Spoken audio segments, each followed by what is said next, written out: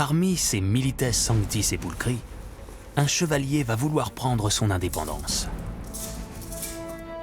Son objectif est de former autour de lui un groupe plus puissant, un ordre hybride que personne n'avait encore jamais osé imaginer.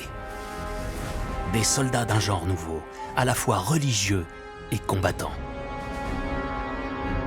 C'est lui, le créateur de ce qu'on appellera bien plus tard l'Ordre du Temple. Son identité et son histoire sont mentionnées pour la première fois dans une chronique écrite au XIIe siècle par Michel le Syrien, patriarche de l'église jacobite d'Antioche. Au commencement du règne de Baudouin II, un homme franc vint de Rome pour prier à Jérusalem. Il avait fait vœu de ne plus retourner dans son pays, mais de se faire moine, après avoir aidé le roi à la guerre pendant 3 ans, lui et les 30 chevaliers qui l'accompagnaient, et de terminer sa vie à Jérusalem. Quand le roi et ses grands virent qu'il s'était illustré à la guerre, ils conseillèrent à cet homme de servir dans la milice, avec ceux qui s'étaient attachés à lui, au lieu de se faire moine pour travailler à sauver son âme seul et de garder ses lieux contre les voleurs. Or, cet homme, dont le nom était Hugues de Pint, accepta ce conseil. Les 30 cavaliers qui l'accompagnaient se joignirent et s'unirent à lui.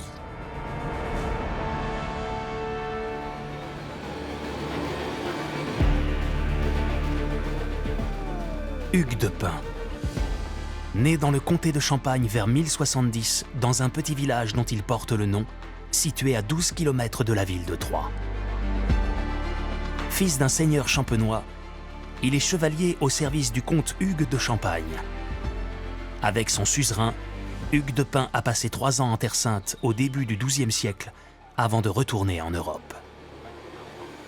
Hugues de Pint a une existence maritale, on lui connaît une femme, on lui connaît des enfants.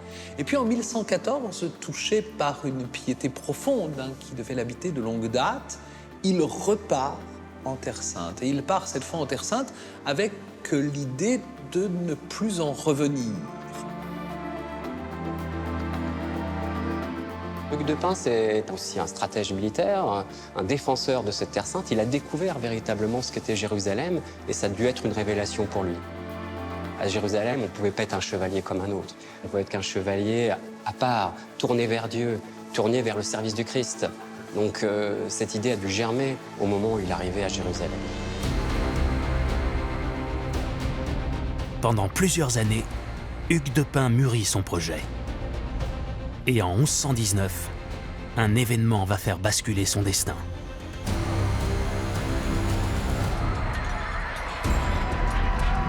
Le 28 juin 1119, les musulmans de la ville d'Alep attaquent la principauté d'Antioche.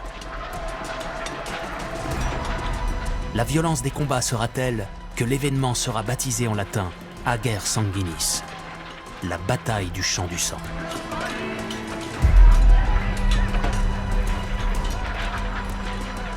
C'est Baudouin II, nouveau roi de Jérusalem, qui viendra lui-même repousser les envahisseurs.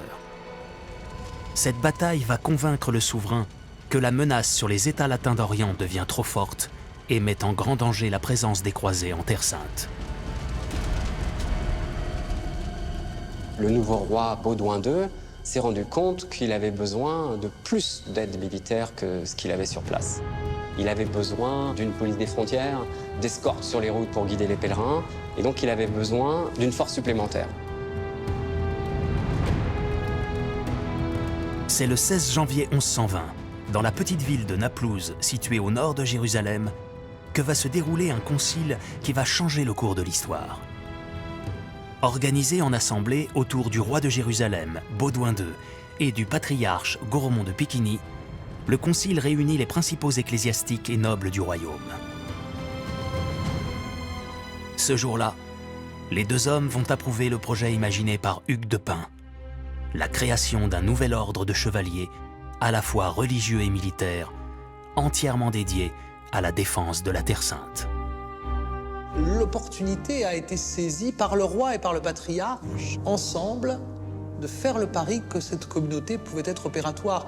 Et le patriarche a joué le jeu, ce qui était à l'origine pas forcément gagné, parce qu'en s'autonomisant quelque part, ces chevaliers qui s'étaient rassemblés dans l'ombre du Saint-Sépulcre, eh bien, se détachaient du patriarche. Ils revendiquaient de mener une vie religieuse propre, d'obéir non plus au prieur du Saint-Sépulcre, mais à un maître choisi en leur sein, sans cesser d'être ce qu'ils étaient, c'est-à-dire des chevaliers et des combattants.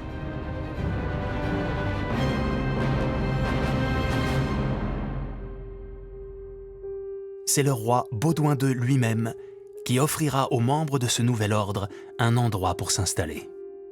Ce lieu est mentionné dans une autre chronique écrite au XIIe siècle par l'archevêque Guillaume de Tyr, l'un des premiers historiens des croisades.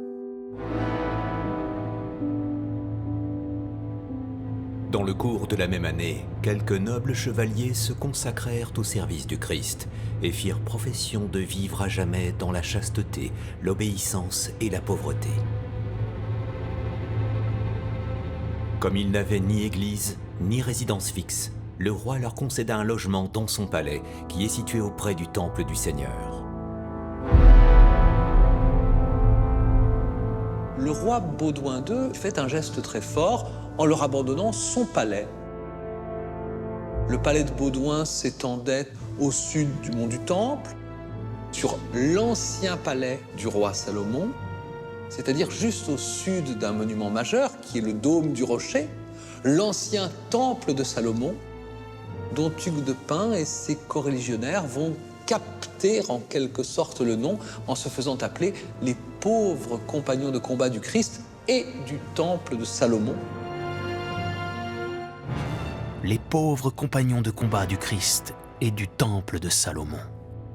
Plus tard, ce nom sera raccourci et l'ordre le plus marquant de toute l'histoire sera plus simplement baptisé l'ordre du Temple.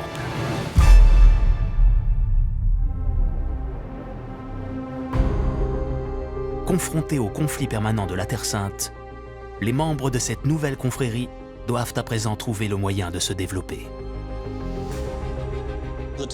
Dans les années 1120, les Templiers, s'ils voulaient se développer, avaient besoin de troupes, de recrues de premier ordre, d'argent et de terres en Europe, qui permettraient de fournir les ressources nécessaires à l'accomplissement de leur mission. Hugues de Pint décide de repartir en Europe pour se lancer dans une vaste opération de recrutement et de levée de fonds. Il est passé de pays en pays, la France, la Champagne, la Flandre, l'Angleterre, pour essayer de recruter et de faire valoir son projet. Un peu comme un agent de recrutement de chevaliers, agissant pour le roi de Jérusalem, il s'est rendu dans toutes les grandes cours d'Europe occidentale. Les gens ont commencé à se demander qui il était, ce que son ordre voulait réaliser. Et quand ils l'ont compris, ils étaient très impressionnés et ont commencé à offrir d'énormes sommes d'argent et à faire de nombreux dons à l'ordre du Temple, à tel point qu'il est devenu très riche, très vite. Mais Hugues de Pint et les fondateurs de l'ordre du Temple le savent. Pour garantir le succès de leur projet et faire affluer encore plus d'hommes et d'argent en Terre Sainte, ils ont besoin d'être reconnus par les plus hautes autorités de l'époque.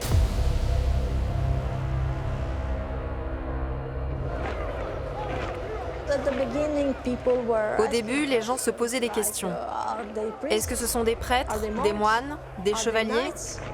Qui sont-ils? Un prêtre ou un moine n'est pas censé tuer, mais ce sont des combattants. Il y avait des penseurs chrétiens qui jugeaient que c'était une abomination que de vouloir réunir en un même charisme religieux la prière et le combat.